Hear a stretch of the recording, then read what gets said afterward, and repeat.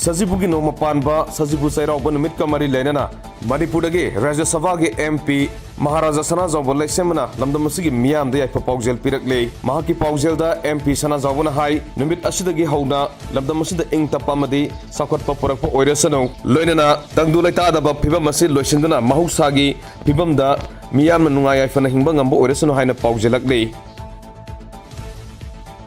Lebagasigi Prime Minister Narendra Modi Nasu, Sajibu Noma Panba, Sajibu Saira Boga Marilenana, Lamdamasigi Miam, the Pogel Piragli, micro blogging site X Tagalak Pomhaki Post Amada, Prime Minister Narendra Modina, Sajibu Saira Bonamit Asiga, Loinana, Lamdamasigi Miam, the Haraunaiba, Southward Pamasung, Nadekan Labor, Oiresunu Hibagaloinana, Miamgi, Animba Pamba Punamag, Tungbangamba Oiresunu Hainasu, Pogzelakli.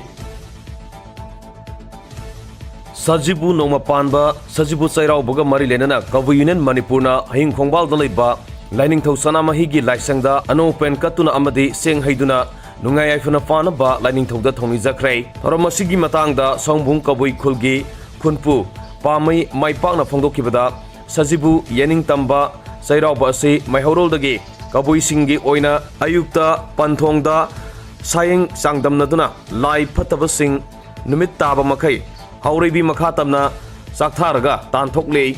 Namidangi Matamdana, Lining Tau Sanamhida, Ano Pen Katuna, Tong Talaga Saduna, Tinchang Kaisangdana, Nadayekana Punsinung Sangna, Nungay Fana Panaba, Tauniduna, Sairabagi Toramasi, Pangtoli Haike. Among Idagi, Manipuri, Pugis, Sajibu Noma Pan Masida, Yening Tangba, Sairauba, Hautare Hoba. Adum by Koikabuche, Oramche Pasok, Toramase. Yening Tangwase, Numdang, Waidam, Yasangakpada, Lying Toda, Ramida Sidas, Pindra, appear and no do, Katlaga, Lying Toda, Moduna, Pong, Haaga,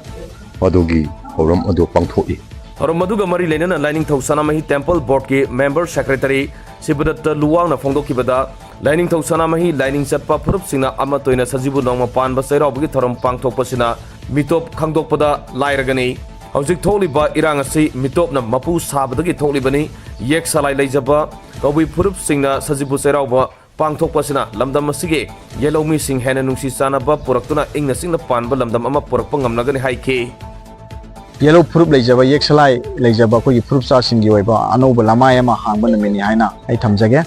Karino Avada, Mayam Kambire, Sahi Hoba, Sajibu no Panbasi, Matamamayam Naling Ida, Machine Kayam Yamgi, Havasi, Alaman Singna, Sajibu no Pam, Sisera, machine, me machine cam yamagi, and a yum cam yamagi, machine kiram. Madudagishum Moziksi, Asengba, Ikogi, Aribana Sanani, Haidana, Madugi, Uba, Mayam si, Asengba Port Mam, some Kanara Patigi, machine Hangalapagi, Nuaiba, Adumba, in all I'm appealing a Maraxidamu, Ikogi, Kawi Prupsing Ueva, Adumba, Mapana, Mapunat Simbu, Savona, Jariba, Mitoki lining Lodaba. Kabui wena podi ay kabui wena podi kabui wena hingani kabui wena sigani haiba adugumba aset pa phire ko loina na akoi lebiri ba kabui union manipur na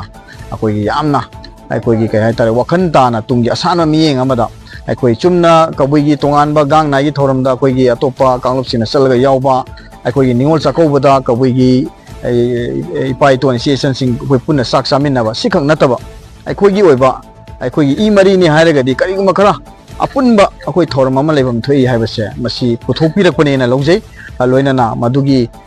mafam matamna singda legiba mafam dugi kenogi matungina nungdang wairamda akoi line da no pe kalle haibagi wani akoi na ayukta kalle haibagi wani pungsing da khar khena raga su akoi yamna wakan ta na kabu union manipuna akoi sajibu no panbada sahi hobagi thoram se akoi pangthoani na lokthorapase hana dagi akoi sajibu gi toan toan ma namising da pangtho amaga su Natragana Ayun Dinaiba, my function the Canaragasu, I could go Union Manipuga, I line of Sanamai Temple Botka, I could get Apunba whatever my lower kanda, high river says digging a city Horakanda, Lakadar Besaying that Kogi Sajibuno Pan Besay over there. Pangtok Minarani Hina for whatever luxury.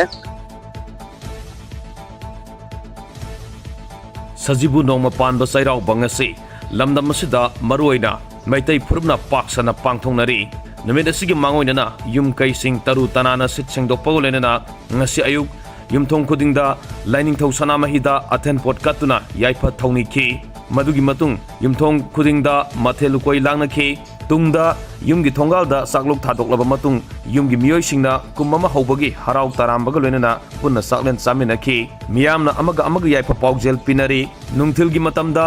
manak nakpada laiba singda miyamna sairaubagi sing kananaba sem sanari amaromda laiba kilusingba kya yauna miyoi kyana sairaubagi yaipa paujel supinaragli SKTV gi maikaidagisu lamdam asigi miyamda sajibu nongma panba sairaubagi yaipa paujel pijari namit asiga loinana lamdam asida ingtappa tangdulaitaba purakpa loinana sakhotpa lamdam ama oidasanu haina miyamda paujel pijari ngasigi sajibugi nongma panba chahi hoba chaw numit asida myam sida yaipa paujel pijari lamdam sida tangdulaitana leiriba myam se ngasidagi yauna tangdulaitaba oiminarasi hena khurumjari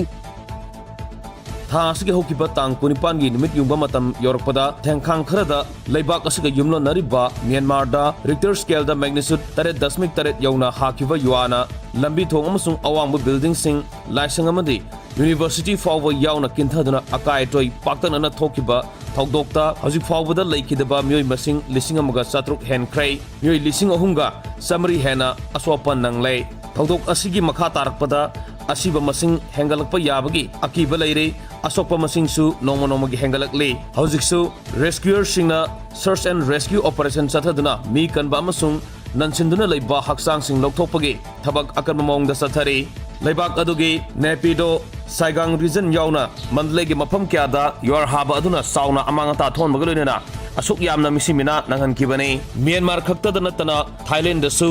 leibak adugi konung Bangkok ta hajik fawbada hawdok asina maram oiduna sikhibe mi mesing tara henkhrai myoi kyamaram asopan nangbaga loinena myoi samaram thiba khangdri hairi nakalamoram da yuar hakiba aduna chauna amata thon khraba Myanmar da India yauna malimgi tongan banebak singa tengbang polam sing piba leptre India lengang nasu Indian Army amsung Indian Air Force yauna Indian Navy gi service ahuma season aduna Myanmar da mateng kya pangli C-17 aircraft amasung myoi samang tarani pan puduna relief material tan humfu leibak aduda yohunmang amkhrai haji fawbuda Indiana relief material puba flight manga Myanmar da thungbaga loinena leibak adugi awabada mateng pangle Indian Navy gi maikai disu Navy warship INS Satpura Yangunda thungkhrai hairiba jahaz asina humanitarian aid tan nifu leibak aduda mateng pangle ayab amadi wakhalun sing yaudana atopa myoi singi information sing sizinaraga sim card yolamba myoi ama Manipur police na fare pawsigi matungina leimakhong singmang Imphal West district agi hojina khurkhulda hangba mandop yumfam relief camp ta leiba wahengbam ajit maitei atopa ming apa sei kuntrani toy hairiba myoi ngarang relief camp asidagi phagatpangam khibani hairiba myoi asina anti social elements singda sim kya yonsinduna anti social oiba amasung illegal oiba thabak thoram sing sathabata mating pange haina sumaral sirakle